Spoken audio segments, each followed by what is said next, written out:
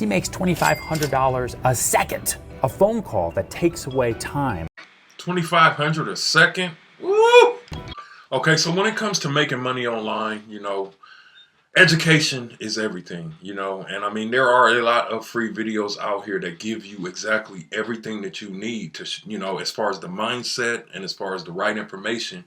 And, sometimes you just got to find it. This happens to be a video that I found that would be like, he met 94 billionaires and he learned 6 lessons. I don't know about you, but I want to know exactly what he learned to see, one, if I'm doing some of these things, and next, if I'm not doing these things, what do I need to add into my life?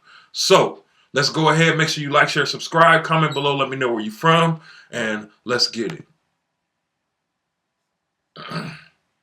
There are currently 2,640 billionaires in the world that we know of. 2,640 billionaires in the world? That's it? Think about how many people it is in the world. It's only 2,640 billionaires in the world.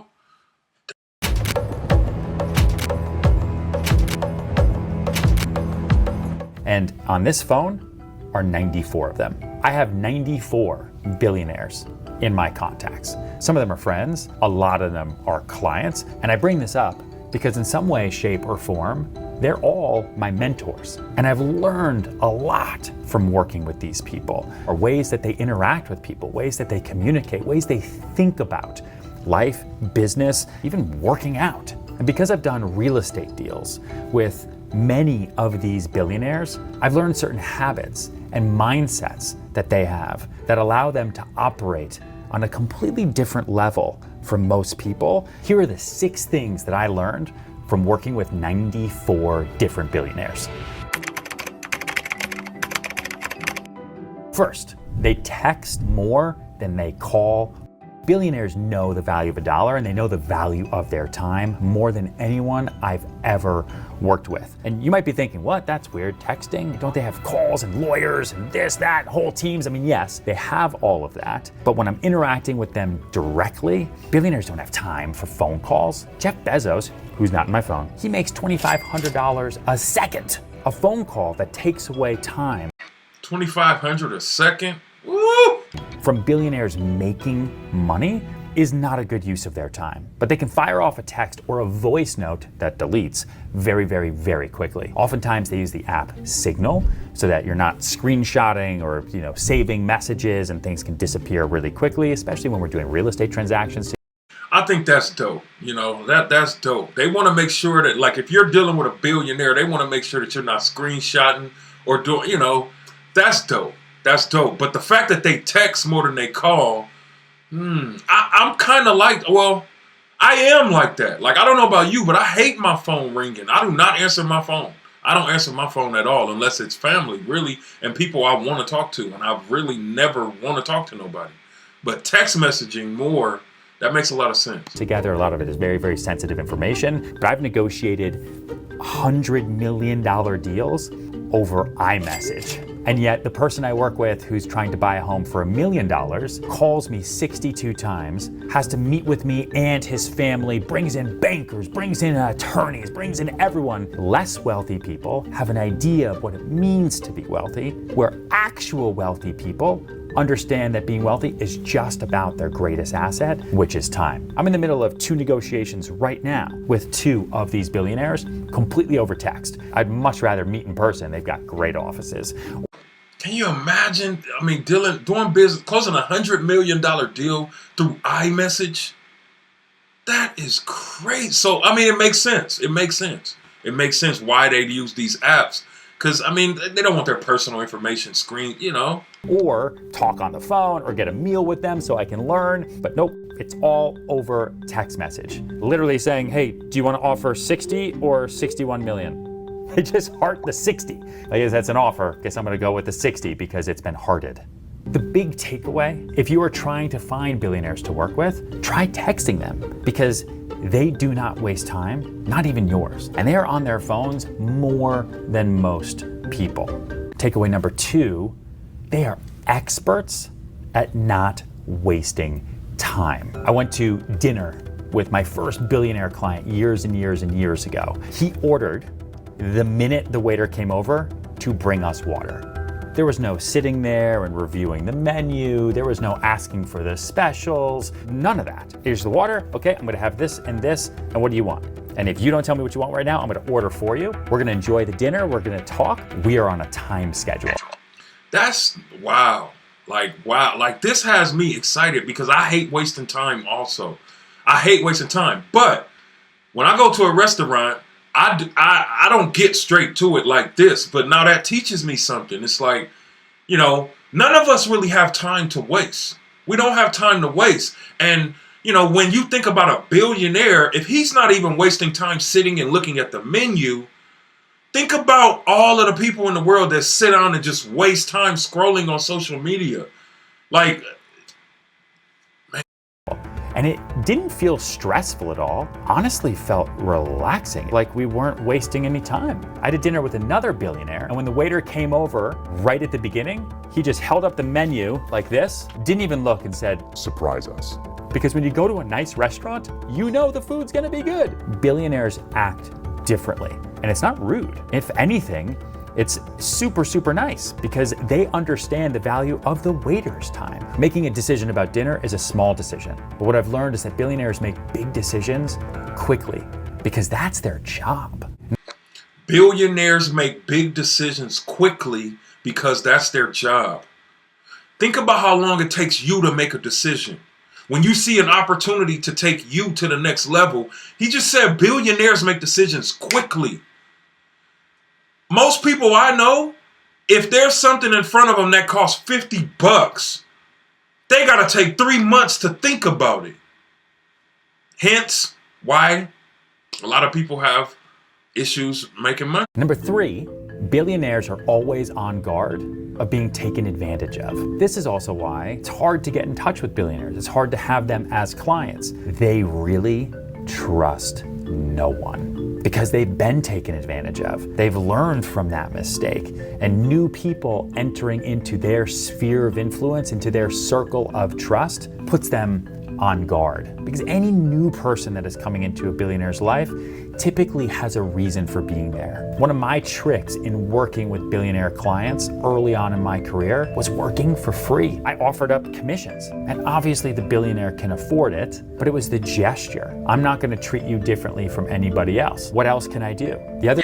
And see, that's smart. That's smart because, see, it's the reverse with a lot of people. And you probably know somebody, you know, like, what would you do if you met a millionaire that you know is a millionaire and he wanted a service from you? You know, let's say he wanted you to cut his grass or something like that.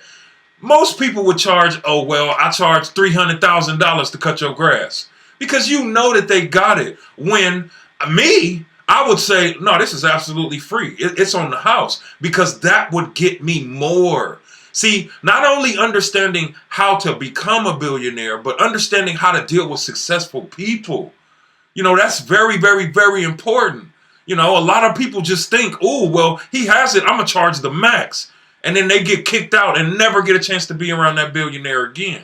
So that's something to think about. Another thing that I did to make sure that the billionaires knew that I wasn't taking advantage of them ever was to get in with their outer circle of trust. Whether it's the landscaper or the nanny or the private banker or the attorney, as quickly as that trust can be understood, it can be destroyed. Billionaires also have no issue in moving on from relationships that don't serve them in like a millisecond. You have a 10-year working relationship with someone who's incredibly successful and wealthy. You lie to them once, make one little mistake. You don't show up on time once. You lead them down the wrong path once, that's it. They now lose all confidence and trust in you, and there are other people who do what you do. They have loyalty when the relationship works on both sides. If it doesn't, they move on. Another thing I've learned from billionaires is that they understand the difference between possessions and growth. And they're not afraid to spend. Now that might sound obvious to you, but it's interesting to watch someone who has a net worth of over $1 billion be incredibly cheap over here and then overspend over here. They might kill a deal over $5 over here because they understand that this is not gonna do a whole lot for their success, for their long-term growth. But they'll overspend over here by millions, tens of millions, hundreds of millions of dollars because it's an investment in greater growth. Now, a lot of billionaires have very cool material goods, huge houses, planes, automobiles, trips, experiences. But if you didn't know what they looked like, you typically wouldn't notice them when you walk down the streets because they're not super flashy. They don't wear their wealth on their clothes most of the time.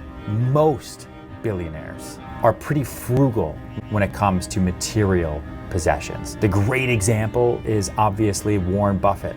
Same house, same car, same breakfast from McDonald's with change from his cup holder. And then you have others, Saudi royals, you have the Jeff Bezoses of the world, but then you have others. You have Elon Musk, who has no possessions, no houses. Billionaires will certainly spend money, but they'll spend money if it gets them a return. Did they just say Elon Musk doesn't have a house? And then I saw the headline said he's sleeping with friends. Wow, talk about focused. Like damn. A yacht is a great example. A yacht is incredibly expensive, but they have them because it's an investment in future business. They can have other billionaires on that yacht, and that's where deals get done. Their houses as well, on the ocean in Malibu and Palm Beach, castles in France. They are investments in doing future business because they can say to other people, come to my castle, let's talk about the deal.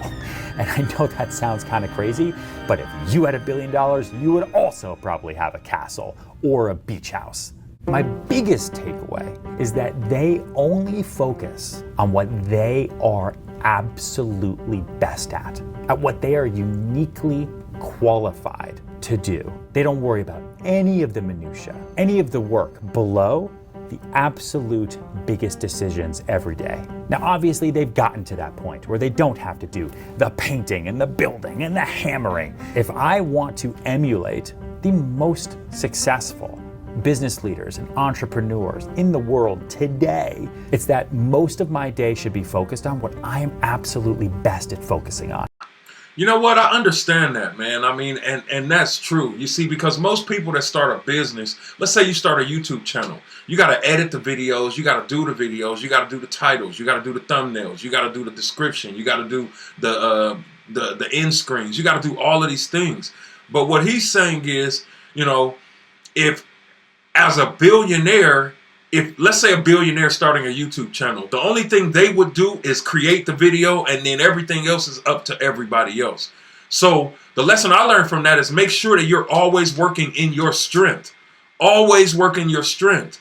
Trying to do 20 million different things is literally doing nothing. Everything else should be leveraged to other people. It's kind of a mindset shift as well. Now, if you starting off, of course, you got to do what you got to do. But when you get to a certain point, then you leverage other people and you focus solely on what you're great at. Using other people to leverage your work is a massive, massive tool. And last but not least, billionaires are just like us. They're regular people with regular problems, albeit higher quality problems. One of my earliest experiences with a billionaire client was going to a private airport to board their private plane. And he was talking to me about how his plane wasn't available because of a mechanical issue, and he was frustrated because he had to get another plane. Now that sounds like a crazy problem, a 1%er, a 0.00001%er problem, right? Absolutely, but he wasn't crying about it. He wasn't crying to me or anybody else. You have a higher quality life. That means you also have higher quality problems. Higher quality life, higher quality problems. Ooh, wait. So some people watching this video, you lose. If Starbucks gets your order wrong, you going ham, you going crazy. Wasted energy, man. Wasted energy. Sitting at a red light. If the red light is taking too long, you going crazy, you going ham.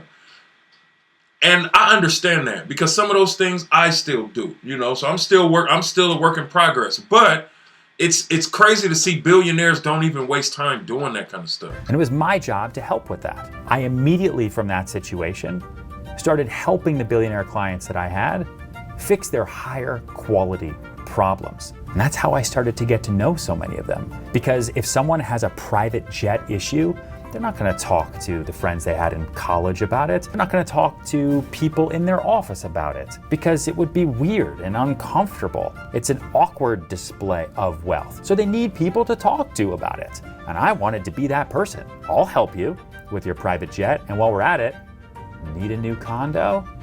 Oftentimes, yes, they do. So billionaires are just like us, kind of, sort of. They're still humans. They still go to the bathroom, they still sleep, they still want to be happy, they still cry while watching The Notebook, just like you do. And if you can be someone who can solve the high quality problem that a billionaire has, that is your ticket into that society.